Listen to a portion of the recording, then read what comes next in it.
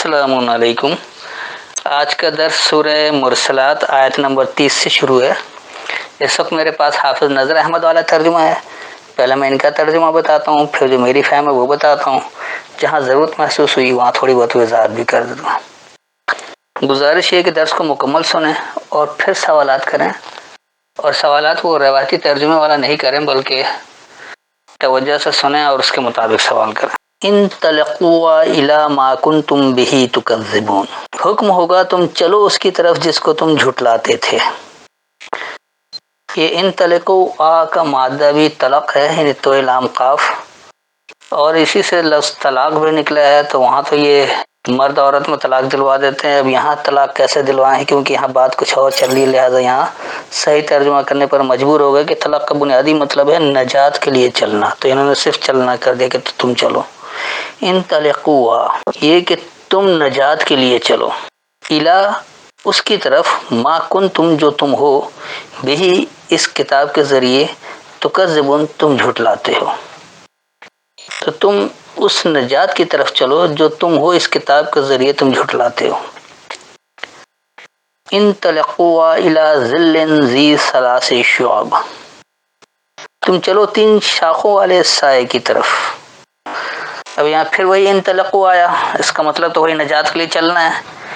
الی طرف، ظل، ظلل سائے کو ہی کہا جاتا ہے، اس کے بعد ذی ثلاث، تو یہ جو انہوں نے 3 کر دیا بلکہ یہ لڑکھڑانے والا، اور شعب اس کا انہوں نے شاخیں کی ہے، اور ویسے شعب ابھی طالب کہا جاتا ہے گھاٹی کو، تو گھاٹی کو بھی لوگ شعب کہتے ہیں، لیکن جو قرآن میں لفظ استعمال ہے نہ گھاٹی کے لیے آیا ہے اور نہ ہی یہ شاخوں کے لیے آیا۔ ایک مرکز سے مختلف ہونے کو شعب کہا جاتا ہے، مرکز ایک ہے اور اس سے مختلف ہو رہے ہیں، تو اس کا جو رواں ترجمہ بنے گا لڑکھڑاتی یا ڈگمگاتی ایک مرکز سے مختلف ہونے والی سائے کی طرف تم نجات کے لیے چلو۔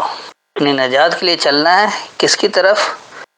ایسا سایہ ہے جو لڑکھڑاتی قوت ایک مرکز سے باہر نکلی ہے، جیسے آپ مثال سمجھ لیں کہ آج کا مسلمان ہے، مرکز ہے کہ قرآن کو سب مانتے ہیں کہ قرآن ہی اللہ کی کتاب ہدایت نامہ یہی ہے، لیکن اب کیونکہ اتنے لڑکھڑائے ہوئے ہیں، اتنے ڈگمگائے ہوئے ہیں کہ خالص اللہ کے کلام کو نہیں سمجھتے، اس میں غیر اللہ کے کلام کی ملاوٹ کرتے ہیں۔ قرآن کو سمجھنے کے لیے غیر اللہ کی کتاب کا سہارا جہاں نے لیا، جہاں اس پہ شرک کیا، تو یہ لڑکھڑا جاتے ہیں، ڈگمگا جاتے ہیں۔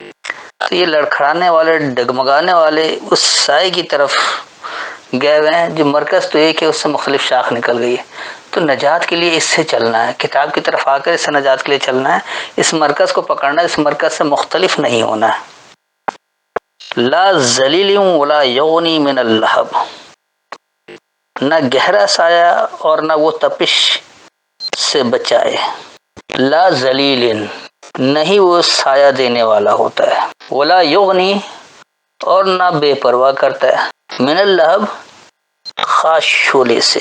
اب دیکھیے یہی لہب، تبت یدا، ابھی لہب جب آتا تو وہاں ابو لہب بنا دیتے ہیں، یہاں لہب کا ترجمہ یہ خود کر رہے ہیں شعلہ، تو سایہ دینے والا نہیں ہوتا ہے اور خاص شعلے سے بے پرواہ نہیں کرتا ہے۔ انہا ترمی بشرر کالقصر، بے شک وہ محل جیسے اونچے شعلے پھینکتی ہے۔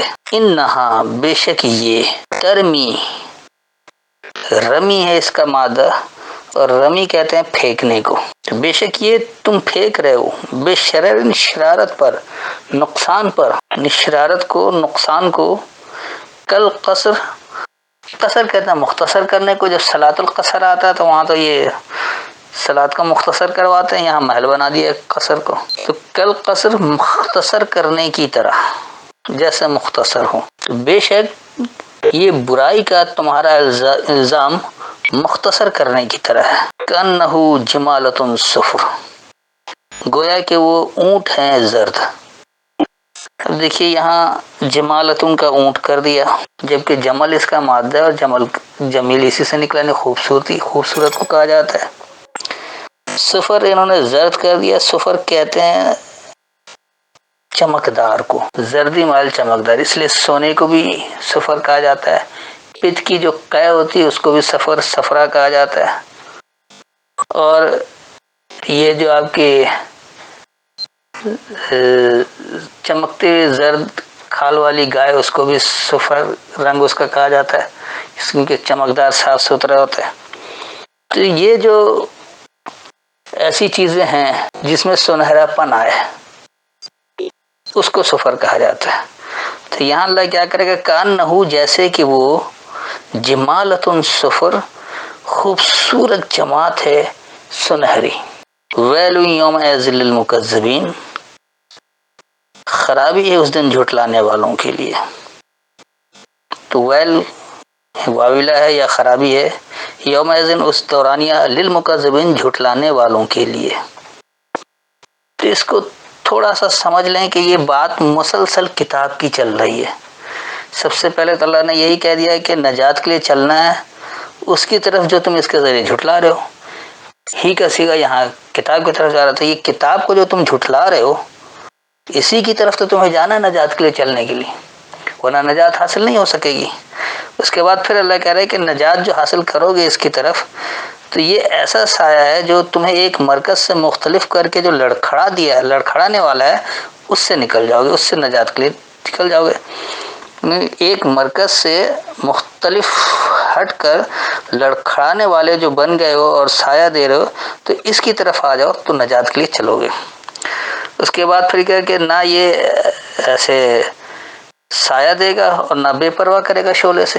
اگر تم الگ رہو گے اور لڑکھڑاتے ہی رہو گے، اللہ کی ہدایت کو نہیں سمجھو گے، تو پھر کیا ہوگا، نہ تمہیں سایہ ملے گا اور نہ بے پرواہ رہو گے کسی بات سے، شعلے سے بھی بے پرواہ نہیں رہو گے، نہیں تمہیں شعلے کی طرح جلاتے رہیں گے۔ اس کے بعد پھر یہ بتا رہا ہے کہ بے شک یہ جو تم شرارت کا الزام لگا رہے ہو، جو تم شرر نقصان کا الزام لگا رہے ہو، تو مختصر کرنے کی طرح ہے۔ یعنی آپ جو کتاب پر الزام لگا رہے کہ کتاب نامکمل ہے اور اس پر عمل نہیں کیا جا سکتا، اس کو بغیر حدیث کے سہارے کے نہیں سمجھا جا سکتا ہے، تو یہ جو آپ الزام تراشی کر رہے ہیں نقصان کا، تو یہ مختصر کرنے کی طرح یہ آپ کے معاشرے کو بھی مختصر کر دے گا، آپ کے امن کو مختصر کر دے گا، خود آپ کی زندگی کو مختصر کر دے گا۔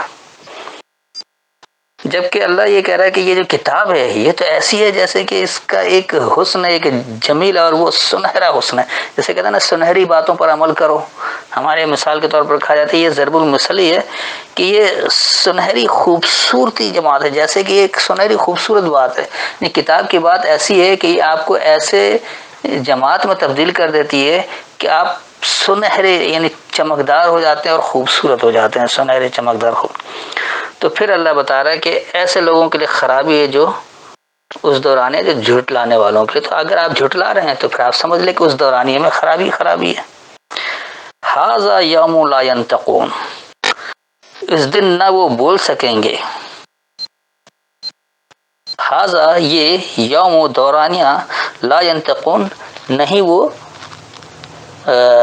نطق کہا جاتا ہے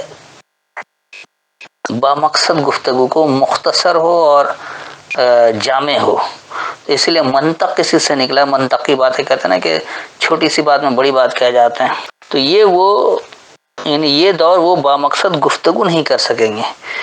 یہ جو دورانیہ ہے تو وہ با مقصد گفتگو نہیں کر سکیں گے اگر وہ قرآن کی طرف نہیں آ رہے ہیں۔ ولا یؤذن لهم فیعتذرون، اور نہ انہیں اجازت دی جائے گی کہ وہ عذر خواہی کریں۔ ولا یؤذن، اور نہیں یہ ضابطہ ہوگا لہم ان کے لیے، فیعتذرون کے پس یہ اس میں معذرت کر لیں، کوئی عذر پیش کر لیں، یعنی باتوں سے الزام کا دفاع کر لیں، تو اور ان کے لیے یہ ضابطہ نہیں ہوگا پس وہ معذرت کریں۔ ویل یوم ایذل للمکذبین، خرابی ہے اس دورانیہ جھٹلانے والوں کے لیے۔ ھذا یوم الفصل جمعناکم والاولین، یہ فیصلے کا دن ہے، ہم نے تمہیں جمع کیا اور پہلے لوگوں کو۔ تو ھذا یوم الفصل، یہ کھول دینے والا دور ہے، الفصل یعنی خاص طور پر کھول دینے والا دور ہے۔ جمعناکم، ہم تمہیں جمع کریں گے، والاولین، اور پہلوں کو، کیونکہ یہ بات چل ہی رہی وہ نتیجہ دینے والے دن کا، یعنی قیامت کے دن کا۔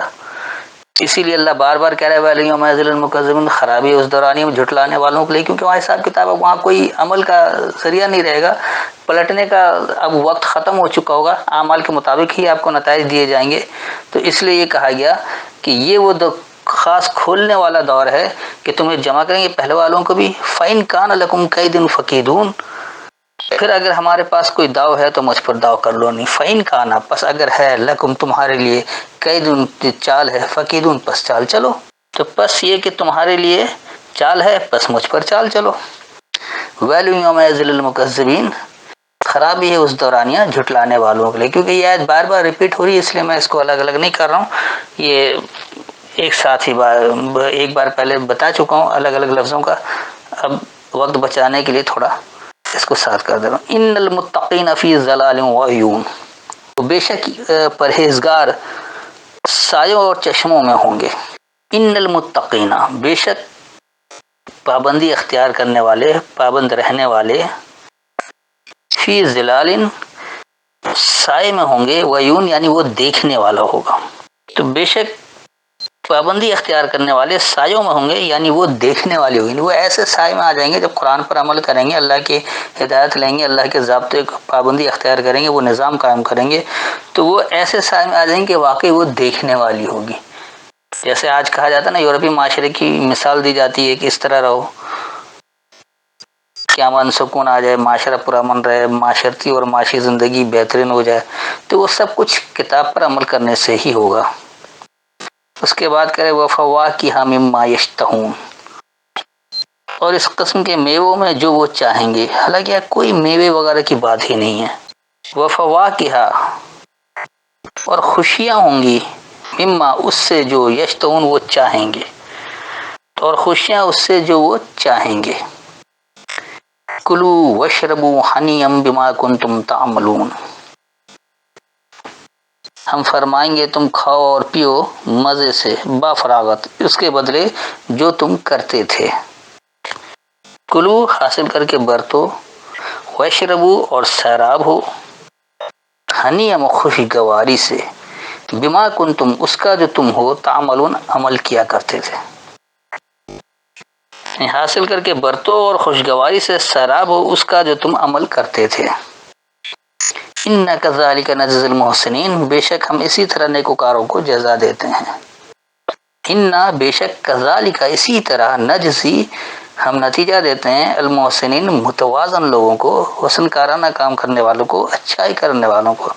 حسن کا مطلب ہی توازن ہے، یعنی ہر چیز متوازن ہو، جہاں توازن بگڑا وہاں حسن ختم ہو جائے گا۔ کسی بھی چیز کا حسن کا معیار چاہیے، ہر جگہ کا الگ الگ ہو جاتا ہے، کہ افریقہ میں کالوں کو حسن کہا جاتا ہے تو امریکہ میں گوروں کو حسن کہا جاتا ہے، یہ حسن کا معیار لوگوں کا اپنا اپنا الگ ہو جاتا ہے، لیکن جہاں توازن ہو برقرار، ہر چیز متوازن ہو، تو اس کو حسن کہا جائے گا، چاہے اس کا رنگ کوئی سا بھی ہو۔ اسی طرح اللہ کے کام میں جو اللہ بتا رہا ہے کہ یہ توازن والے، تو بے شک اسی طرح ہم جزا دیتے ہیں، نتیجہ دیتے ہیں توازن والوں کو، جنہوں نے توازن برقرار رکھا اللہ کے احکامات کے مطابق۔ وَيْلٌ يَوْمَئِذٍ لِّلْمُكَذِّبِينَ، خرابی اس دورانیہ جھٹلانے والوں کے لیے۔ کُلُوا وَتَمَتَّعُوا قَلِيلًا إِنَّكُم مُجْرِمُونَ، تم کھاؤ اور فائدہ اٹھا لو تھوڑا، کس قدر، بے شک تم مجرم ہو۔ کلو حاصل کر کے برتو، وتمتعوا اور تم نظریہ دو، متا کہتے ہیں نظریے کو، یہ کوئی فائدہ اٹھانے کو نہیں کہا جاتا ہے۔ قلیلاً تھوڑا، انکم مجرمون بے شک تم مجرموں میں سے ہو، یعنی تم جرم کرنے والوں ہو۔ تو یہ جو اللہ کہہ رہا ہے کہ حاصل کر کے برتو اور تم تھوڑا نظریہ دو، بے شک تم جرم کرنے والوں میں سے ہو۔ تو جب لوگ اپنا اپنا نظریہ دیتے ہیں، قرآن کے نظریے کو نہیں مانتے ہیں، تو ٹھیک ہے تم حاصل کر کے برت رہے ہو، تم اپنا نظریہ بھی دے رہے ہو، تو وہ نظریہ بڑا تھوڑا ہوتا ہے، اور دراصل اپنا نظریہ دینا ہی جرم ہے، تو اللہ کے نزدیک مجرم ٹھہر گیا۔ اس لیے اللہ کہہ رہا ہے کہ حاصل کر کے برتو، اور تم جو نظریہ دے رہے ہو تھوڑا ہے، بے شک تم ہی جرم کرنے والوں میں ہو۔ وَيْلٌ يَوْمَئِذٍ لِّلْمُكَذِّبِينَ، جھٹلانے والوں کے لیے وہ دورانیہ خرابی ہے۔ وَإِذَا قِيلَ لَهُمُ ارْكَعُوا لَا يَرْكَعُونَ، اور جب ان سے کہا جائے تم رکوع کرو تو وہ رکوع نہیں کرتے۔ اب یہ بتائیے کہ ایک تو پہلے اللہ مجرم اور جھٹلانے والوں کو کہہ رہا ہے، تو جو جھٹلانے والے ہیں ان کو کیا پتہ رکوع کس کو کہتے ہیں، سجدہ کس کو کہتے ہیں، کیا کچھ کہتے ہیں، تو یہ جب پتہ ہی نہیں ہے تو ان کو کیسے کہا جائے گا کہ رکوع کرو اور رکوع نہیں کرتے ہیں۔ یہاں صاف لفظوں میں کہ وَإِذَا قِيلَ، اور جب کہا جاتا ہے لہم ان کے لیے، ارکعوا میلان رکھو، جھک جاؤ، جھکاؤ، یہ ذہنی جھکاؤ کی بات ہو رہی ہے، میلان رکھنے کی بات ہو رہی ہے، یہ گھٹنے پر ہاتھ رکھ کر جھکنے کی بات نہیں ہے، اللہ اس جھکنے کو نہیں کہتا ہے۔ آپ اس کی مثال لے لیں کہ جیسے ہمارے یہاں، میں پاکستان کی مثال دے دوں کہ کہتے ہیں جی فلاں شخص کا جھکاؤ اس طرف ہے، مثال کے طور پر سندھ کا جھکاؤ پیپلز پارٹی کی طرف ہے، پنجاب کا جھکاؤ نون لیگ کی طرف ہے، کے پی کے کا جھکاؤ پی ٹی آئی کی طرف ہے، بلوچستان میں جھکاؤ کسی ایک پارٹی کا نہیں، مختلف نظریات مختلف لوگوں کا، مختلف پارٹی کا ہے، وہ بکھرے پڑے ہیں۔ تو یہ جو جھکاؤ ہے نظریاتی جھکاؤ ہوتا ہے، ذہنی جھکان ہوتا ہے، ذہنی میلان ہوتا ہے، یہ ہرگز گھٹنے پر ہاتھ رکھ کر جھکنے کو اللہ نہیں کہتا ہے۔ تو جب کہا جاتا ہے ان کے لیے جھکاؤ یعنی کہ میلان رکھو، جھکنے کا میلان رکھو، تو وہ جھکتے نہیں ہیں، کیونکہ اللہ اپنا پیغام دے رہا ہے، اپنی فرما برداری اختیار کرنے کو کہہ رہا ہے، لہٰذا یہاں اللہ کے نظام کے لیے، اللہ کے نظریے کے لیے، اللہ کے احکامات کی اتباع کے لیے اپنے آپ کو جھکانا پڑے گا۔ تو جب یہ کہا جاتا ہے تو وہ نہیں جھکتے ہیں، اپنی منمانی کرتے ہیں، اپنی خواہشات کی اتباع کرتے ہیں۔ اب آگے اللہ کہہ رہا ہے پھر ویل یومئذ للمکذبین، جھٹلانے والوں کے لیے اس دوران یہ خرابی ہے۔ فبأي حدیث بعدہ یؤمنون، تو اس کے بعد وہ کون سی بات پر ایمان لائیں گے؟ فبأي، پس کون سی، حدیث بات، بعدہ اس کے بعد، یؤمنون وہ مانیں گے، تو پس اس کے بعد وہ کون سی بات کو مانیں گے؟ یعنی اللہ جو اپنی بات پوری بتا رہا ہے، اللہ احکامات دے رہا ہے، تو یہ باتیں کہ آپ کو کم محسوس ہو رہی ہیں، یہ باتیں کہ آپ کو قابل عمل نہیں لگ رہی؟ جب اللہ کہہ رہے ہیں اتنی ساری باتیں جو بتا دی، جو اللہ اس میں احکامات بتا رہا ہے، احکام حکم دے رہا ہے، وہ بات دے دی، تو اس بات کے بعد اور کون سی بات دی جائے کہ تم ماننے والے بنو گے؟ تو ہمارے یہاں کہہ دیا کہ ہمیں تو احسن الحدیث قرآن نہیں چاہیے، ہمیں تو لیول حدیث چاہیے جو لوگوں نے بنا کر دے دیا، لہٰذا یہ غیر اللہ کی باتوں میں عمل کرتے ہیں، اس کو مان لیتے ہیں، اللہ کی بات کو خالص نہیں مانتے ہیں۔ تو اللہ یہی کہہ رہا ہے کہ بس اس بات کے بعد تمہیں کیا دیا جائے کہ تم ماننے والے بنو گے؟ تو یہ ساری باتیں اللہ کی کتاب کے تحت ہی تھی۔ تو آج کا درس یہیں مکمل ہوا، اب جو سوال کرنا وہ کر سکتے ہیں۔ السلام علیکم۔